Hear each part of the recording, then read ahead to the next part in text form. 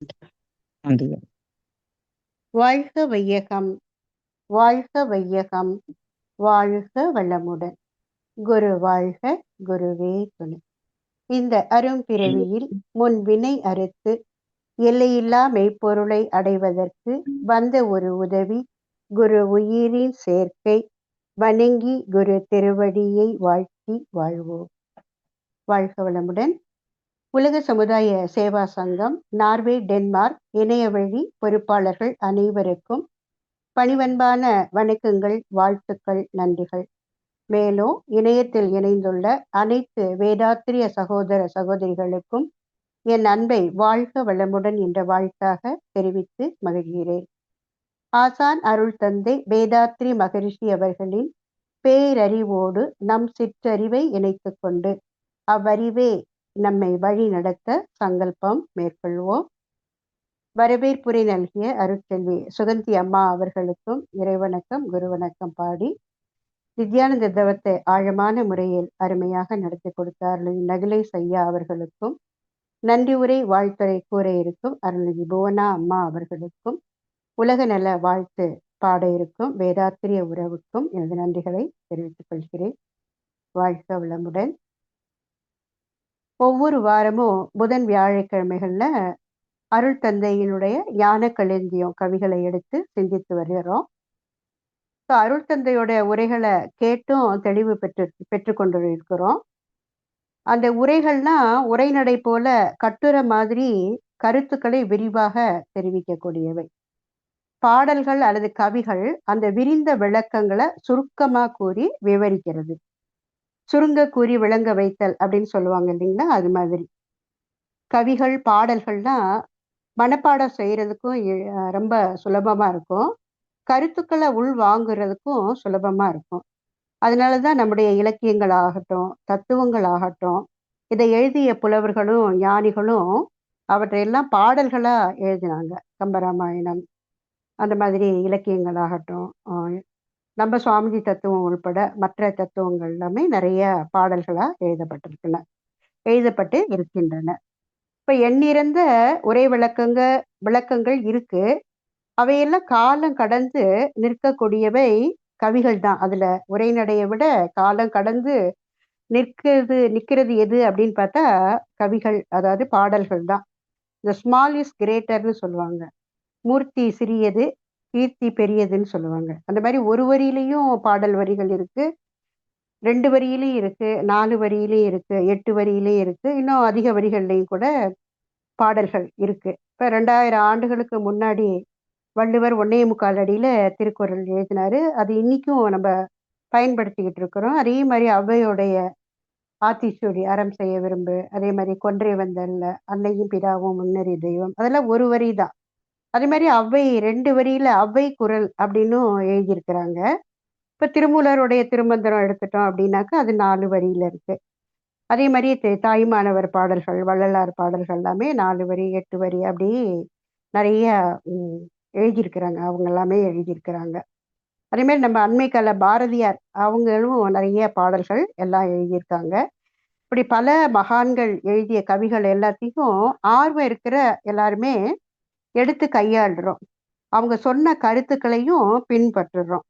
அந்த வரிசையில நம்ம அருள் தந்தை அவங்க எழுதின கவிகளையும் நாம இப்பதான் படிக்க ஆரம்பிச்சிருக்கோம். இதுக்கு முன்னாடி அகத்தாய்வுலாம் உரைநடையா சொற்பொழிவா கேட்டு தெரிஞ்சுக்கிட்டோம். இப்போ அந்த கவிகளை எடுத்து இப்ப நம்ம சிந்திக்க இருக்கிறோம். எப்படி வள்ளுவருடைய திருக்குறள் 2000 ஆண்டுகள் கழித்தும் இன்றளவும் பேசப்படுதோ, அதே மாதிரி இன்னும் 2000 ஆண்டுகள் கழித்து கூட நம்மளுடைய வேதாத்திரிய கவிதைகள் பரவ இருக்குது. தொடர்ந்து வர்ற சந்ததியினர் அதை பயன்படுத்த இருக்கிறாங்க. அந்த வகையில ஞான களஞ்சியம் தொகுப்புல இருந்து இன்னைக்கு நாம பார்க்க இருக்கும் கவியினுடைய தலைப்பு மனமும் அறிவும். மனமும் அறிவும். பொதுவா உலக நடைமுறையில மனம் சரியில்லை, மனம் வரமாட்டேங்குது, எதையாவது செய்யலாம் அப்படின்னாக்கா மனசு வரமாட்டேங்குது, மனசு கேட்க மாட்டேங்குது அப்படின்னு மனம்னு பேசுவோம். அறிவையும் அப்படிதான் சொல்லுவோம். அறிவு இருக்கா அப்படின்னு சொல்லி கேள்வி கேட்போம். மனம் அறிவு அப்படிங்கிறதுக்கு சரியான விளக்கம் தர்றது தான் நம்மளுடைய ஸ்கை யோகா மனவளக்கலை பயிற்சி. பயிற்சிகள்ல சுவாமிஜி நமக்கு கொடுக்குறாங்க. அதாவது உரையின் மூலமாகவோ, கவிகள் மூலமாகவோ. இன்னைக்கு நம்ம இருக்கிற கவிய சுவாமிஜி 30/12/1965ல எழுதி இருக்கிறாங்க. பொதுவாவே சுவாமிஜி பாடல்கள் கூட சுவாமிஜி மாதிரியே ரொம்ப சிம்பிளா தான் இருக்கும். அவங்க தந்த மனவளக்கலை பயிற்சி மாதிரியும் சிம்பிளா தான் இருக்கும் பாடல்கள் எல்லாமே. எளிமையானது தான். சுலபமா பொருள் புரிஞ்சிரும். அப்படின்னா கூட அந்த பொருளை ஆழமாக இன்னும் கருமையத்துல பதித்து கொள்ள தான் கவி விளக்கமும் பெறுறோம். இப்ப இந்த நம்ம பாடல் வந்து ஞானக்களஞ்சியம் புத்தகத்துல 1171வது பாடலா வருது. பாடலுடைய தலைப்பு ஏற்கனவே நம்ம பார்த்த மாதிரி மனமும் அறிவும். நம்ம டிப்ளமோல எல்லாம் படிச்சிருப்போம், அகத்தாய்வுலையும் படிச்சிருக்கிறோம், மனதின் 10 படிநிலைகள்னு சொல்லிட்டு. ஸோ அதுதான் இந்த பாடல்ல சுவாமிஜி சொல்றாங்க. அந்த பாடலை முதல்ல பார்த்துட்டு அதுக்கான விளக்கத்தை பார்ப்போம்.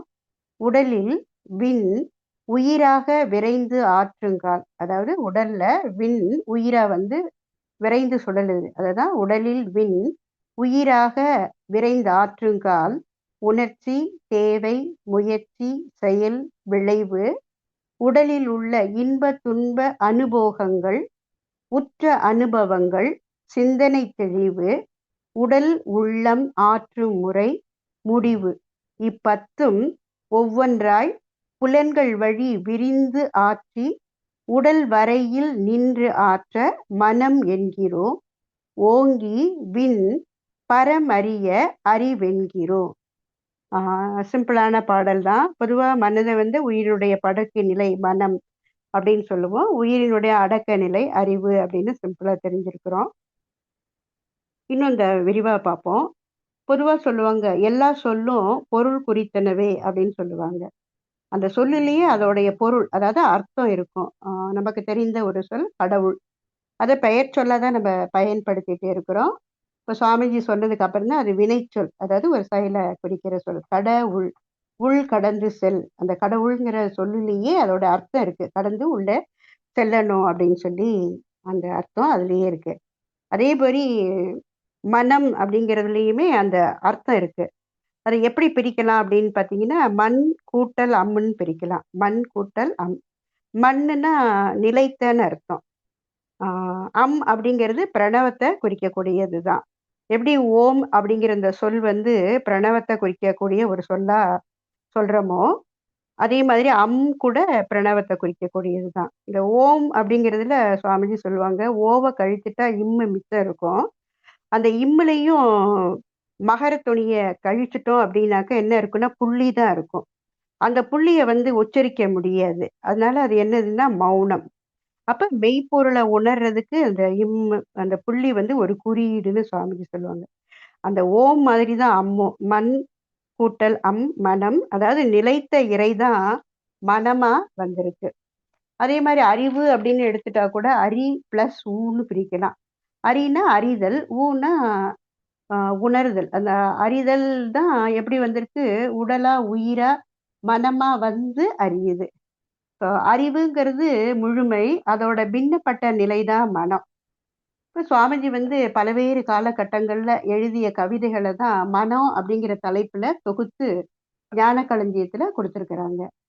இந்த தலைப்பு இன்னைக்கு பார்க்குறோம் இல்லையா, மனமும் அறிவும், அதோட விளக்கம் இந்த பாடல சுலபமா கொடுத்துருக்குறாங்க. இன்னும் மனதை பத்தி சுவாமிஜி அடுத்தடுத்து வர கவியில இப்படி சொல்லுவாங்க. மனம் அது இயற்கையின் மாபெரும் நிதியலோன்னு சொல்லுவாங்க.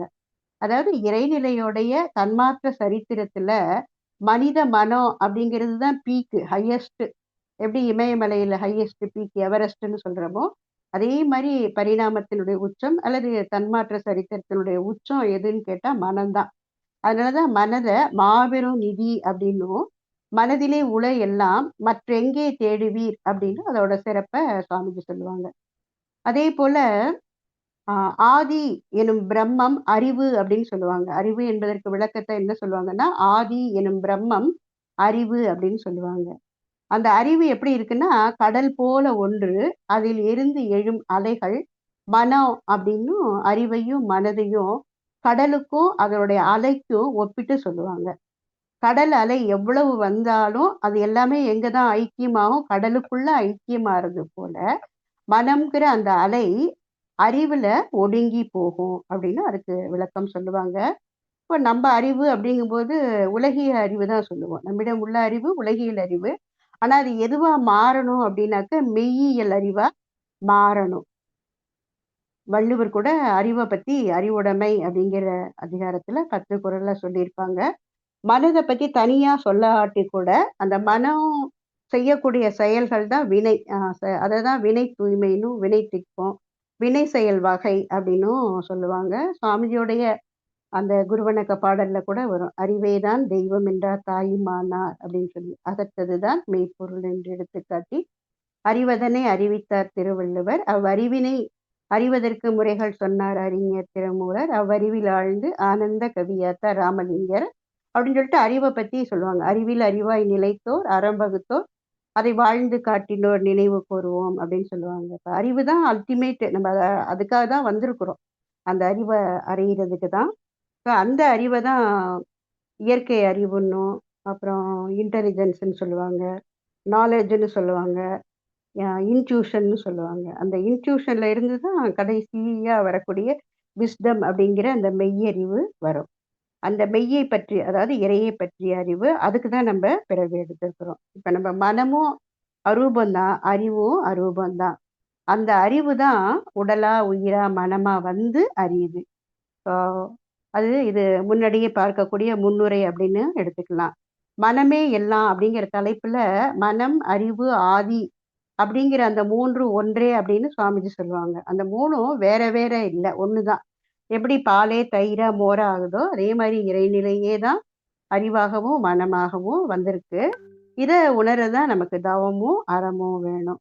அறிவாக உள்ள அந்த ஆதி நிலை மனமா எவ்வாறு வந்துச்சு அப்படிங்கிறத 7வது வரியில சொல்லுவாங்க. 8வது வரியில அது அறிவா வரதையும் சொல்லுவாங்க. அதற்கு முந்திய 6 வரிகளுடைய விளக்கத்தை பார்ப்போம். முதல் 2 வரி எடுத்துக்கலாம். உடலில் விண் உயிராக விரைந்து ஆற்றுங்கால் உணர்ச்சி தேவை முயற்சி செயல் விளைவு. அதோட நிறுத்திக்குவோம். அந்த 2 வரிக்கு மட்டும் பார்ப்போம். உடல் நமக்கு தெரியும், பருவுடல் பருப்பொருளால் ஆனது. ஏன்னா பார்த்தா தெரியுது, தோற்றப்பொருள் தெரியுது. எப்படி வெளியில தெரிகிற நம்முடைய முகமும் கழுத்து கை கால், அதே மாதிரி உள்ள இருக்கிற மூளை இதயம் நுரையீரல் கல்லீரல் மண்ணீரல் போன்ற உறுப்புகள், அதுக்குள்ளேயும் ஊடுருவி பார்க்கும்போது செல்கள். அதுக்குள்ள என்ன இருக்கு அப்படின்னு பார்த்தா அணு என்ற விண்ணு தான். மலரே மலரே பாட்டுல சுவாமிஜி சொல்லுவாங்க, உருவம் மலர்தான் உட்பொருளை உணர விண் எனும் நுண் அணுவேன்னு சொல்லுவாங்க. பார்க்கும்போது உருவம் அப்படிங்கிற இந்த உடல் தான். இந்த உடலுடைய உட்பொருள் எதுன்னா விண்ணு. அதுதான் உயிர உடல்ல ஓடிட்டு இருக்கு. அது அடுத்த 2 வரியில சொல்லுவாங்க, அருவம் ஆதி அசைந்த நிலை அணு முதல் அகண்ட பேரண்டம் அப்படின்னு சொல்லுவாங்க. அப்ப அறிவு அப்படிங்கிற அருவம் ஆதி நிலை, அதன் அசைவு நிலை தான் அணு முதல்ல அனைத்தும். அப்ப நம்ம பரு உடல்ல அந்த விண் சுழன்று ஓடும்போது, அந்த முதல் 2 வரியோடைய பொருள் சுழன்று ஓடும்போது அததான் உயிர், அது விரைந்து ஆற்றுங்கால் அப்படின்னு சொல்றாங்க. அப்ப உடல்ல விரைவான சுழற்சியில இயங்கும் போது ஏற்படும் உரசல் தான் உணர்ச்சி தேவை முயற்சி செயல் விளைவு அப்படின்னு வருது. அதுதான் உணர்ச்சி தேவை முயற்சி செயல்ங்கிற அடுத்து விளைவா வருது. பொதுவா உணர்ச்சி அப்படின்னாலே நம்ம பசி உணர்வை தான் அதிகமா பேசுவோம். இன்னும் தமிழ்ல தொல்காப்பியத்துல பாத்தீங்கன்னா மெய்ப்பாடு அப்படின்னு ஒண்ணு சொல்லுவாங்க. அதாவது உடல்ல ஏற்படக்கூடிய அந்த உணர்ச்சியை தான் மெய்ப்பாடுன்னு சொல்லுவாங்க. அந்த உணர்ச்சியை 8 இதா சொல்லுவாங்க. படிச்சிருப்போம் சின்ன வயதுல. நகை அழுகை இளிவரல் மருட்கை அச்சம் பெருமிதம் வெகுளி உவகை அப்படின்னு 8ஆ சொல்லியிருப்பாங்க. நகைன்னா தெரியும் நமக்கு, சிரிக்கிறது. இப்ப உணர்ச்சி அப்படிங்கும்போது நம்ம பசி உணர்ச்சியை சொன்னாலும் நம்ம சிரிக்கிறோம் பார்த்தீங்கன்னா, அதுவும் ஒரு உணர்ச்சி தான். சில தருணங்கள்ல நமக்கு ஒரு வருத்தத்துல கவலையில அழுகை வரும், அதுவும் ஒரு உணர்ச்சி தான். இளிவரல் அப்படிங்கிறது அருவருப்பு. சில பொருட்களை பார்த்தாக்க நமக்கு ஒரு அருவருப்பு ஏற்படும், அதுதான் இளிவரல் அப்படின்னு சொல்லுவாங்க. மருட்கைங்கிறது வியப்பு. ஏதாவது ஒன்றை பார்த்தோம் அதிசயமா ஒரு பொருளை பார்க்கும்போது ஏற்படுறத வியப்புன்னு சொல்லுவாங்க. அச்சம்ங்கிறது பயம் தெரியும். பெருமிதம்னா பெருமை. வெகுளி கோபம் அப்படின்னு தெரியும். உவகைன்னா மகிழ்ச்சி, உள்ளத்துல இருந்து வரக்கூடியது. முகத்துல காமிக்கிறது நகை, உள்ளத்திலேயே இருந்து வர்றது மகிழ்ச்சின்னு சொல்லுவாங்க. அப்ப எல்லாமே என்னது உணர்ச்சி தான். இப்ப நம்ம புரிஞ்சுக்கிறதுக்காக ஈஸியா எடுத்துக்காட்டுக்கு பசிங்கிற உணர்வை எடுத்துக்கலாம். இல்ல ப படிப்புங்கிற உணர்வை எடுத்துக்கலாம். இப்ப இந்த கவிதைய படிக்கிறோம், அதோட விளக்கம் பெறணும் அப்படிங்கிற அந்த உணர்ச்சியாவும் இருக்கலாம். அந்த உணர்ச்சியோட உந்து வேகம் தான் அடுத்த நிலையாக தேவையாக மாறுகிறது. பசின்னா சாப்பிடணும்னு தோணுது, தேவை ஏற்படுது. படிப்பு அப்படின்னாக்க இந்த புத்தகங்களை எடுத்து படிக்கணும் அப்படின்னு தோணுது. இப்ப இந்த கவிய படிக்கிறோம். அத படிக்கும்போது நமக்கு ஏற்பட்ட உணர்ச்சி என்னன்னா, அதுக்கான விளக்கம் தேவை அப்படின்னு மாறுது. அந்த அ தேவைங்கிறது தான் முயற்சி அப்படிங்கிற தன்மாற்றத்த குடுக்குது. அதாவது தன்னிலை மாற்றம். ஆ அந்த மாற்றம் தான் செயலா மலருது. அப்ப செயலா மலரும்போது, அடுத்து என்ன வரும் அப்படின்னு பார்த்தா விளைவு தான். அப்ப அந்த முதல் 2 வரியில உணர்ச்சி, தேவை, முயற்சி, செயல், விளைவு அந்த அத்தனையும் வந்துருது. அந்த விளைவு எப்படி இருக்கிறது? அந்த விளைவு என்ன அப்படிங்கிறத அடுத்த 2 வரியில பார்க்கலாம். உடலில் உள்ள இன்ப, துன்ப அனுபோகங்கள், உற்ற அனுபவங்கள், சிந்தனை தெளிவு. இது அடுத்த 2 வரி. இப்ப பசிங்கிற உணர்ச்சி வந்தபோது உணவு தேவையும், அத தொடர்ந்து முயற்சியும், சாப்பிடுறது அப்படிங்கிற செயலும், அதிகமா சாப்பிட்டோம் அப்படின்னாக்க ஒரு விளைவு வருது. அஜீரணம் அப்படிங்கிற ஒரு விளைவு வருது. குறைவா சாப்பிட்டா உடலுக்கு ஒரு சோர்வு வருது. அந்த ஒரு விளைவு வருது. அளவோடு சாப்பிட்டோம் அப்படின்னாக்க, சாப்பிட்டதுல ஒரு நிறைவு அப்படிங்கிற விளைவும் வரும். அததான் உடல் இன்ப, துன்ப அனுபோகங்களாகவும், அனுபவங்களாகவும் காட்டிக் கொடுக்கும். அதிகமா சாப்பிட்டாலும் சரி, குறைவா சாப்பிட்டாலும் சரி, உடல் அத துன்ப அனுபவமா காட்டிக் கொடுக்கும். அளவோட சாப்பிட்டா, அது இன்ப அனுபவமாக இருக்கும். இத பத்தி கூட சுவாமிஜி இன்னொரு கவியில சொல்லுவாங்க. "இன்ப துன்பம் என்பது என்ன?